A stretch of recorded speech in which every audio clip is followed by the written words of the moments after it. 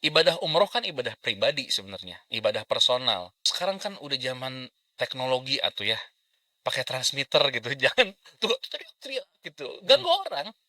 Dalam hal ini jangan terlalu kreatif lah.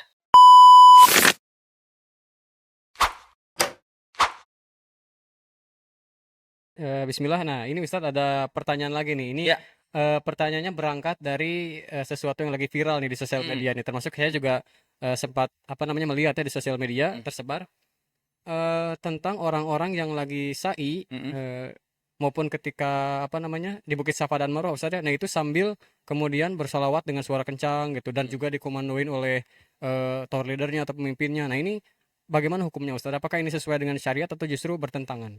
Taib. Memang kalau kita lihat ya, orang itu tuh kelewat kreatif. Jadi kreatifnya kebangetan gitu, Hmm. kebablasan. Maka kita kembalikan dulu ke ritual awalnya seperti apa. Ya, Nabi kita Muhammad SAW mencontohkan bagaimana tatkala sa'i itu ketika sampai bukit Sofa, kita kan ada zikirnya. Ya, inna sofa wal warwata min syairillah. Kemudian nabda'u bima bada Allahu bihi. Kemudian kita berdoa Allahu Akbar dan seterusnya lah. Zikir-zikir tersebut. Kemudian dianjurkan berdoa setelah berzikir, ngangkat tangan doanya. Ya, itu pun doanya tidak keras-keras. Masing-masing saja. Semua punya hajat kok. Ya. Kemudian selama dari lintasan Sofa Marwah itu kan ada lintasan tuh kan ya sampai ke sana. Kemudian tidak ada zikir khusus ya. Rabbighfir warham innaka anta azul akram juga kan dibaca ya, boleh dibaca, boleh zikir yang lain, bahkan sebagian ulama bilang boleh baca Al-Qur'an. Cuman ini kembali ke ranah ibadah masing-masing. Ibadah umroh kan ibadah pribadi sebenarnya, ibadah personal. Kita grouping karena perlu bimbingan.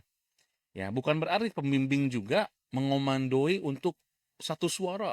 Ya, misalnya sholawat atau nyanyi-nyanyi yang gak Iya, jelas gitu ya. betul Ustadz. Kita mengomandoi jamaah supaya untuk berzikir, ya. Kemudian apa untuk berdoa. Sekarang kan udah zaman teknologi atuh ya, pakai transmitter gitu. Jangan tuh teriak-teriak gitu, Hmm. ganggu orang. Kalau Hmm. pakai transmitter kan jamaah denger nih.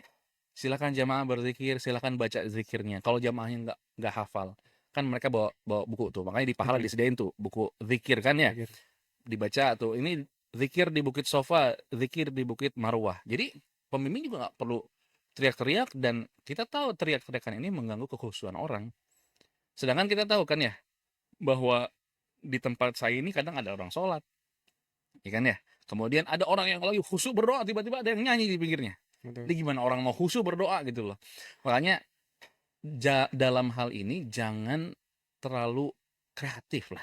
Ya, coba ikut dengan tuntunan syariat yang dibenarkan oleh Nabi kita Muhammad SAW dicontohkan.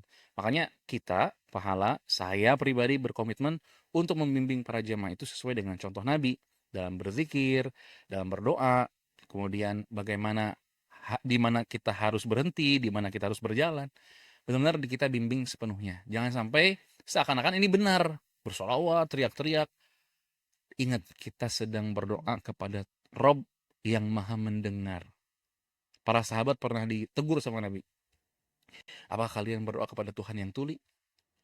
Sedangkan kita sedang di mana? Di rumah Allah loh, bayangin sama ente. Di rumah Allah teriak-teriak. Antum nih, Kang Ali, saya bertamu ke Kang Ali. Kemudian saya teriak-teriak di rumah. Nyaman nggak kira-kira? Enggak sih Ustadz. Enggak lah, kan ya. Nah, itu jelema teh paling gitu ya. Nah, sama. Ketika di rumah Allah pun, justru kita merendah. Berdoa lirih, Allah dengar kok. Innallaha sami'un basir. Allah maha mendengar dan maha melihat. Gitu aja sih Kang. Barakallahu fiik.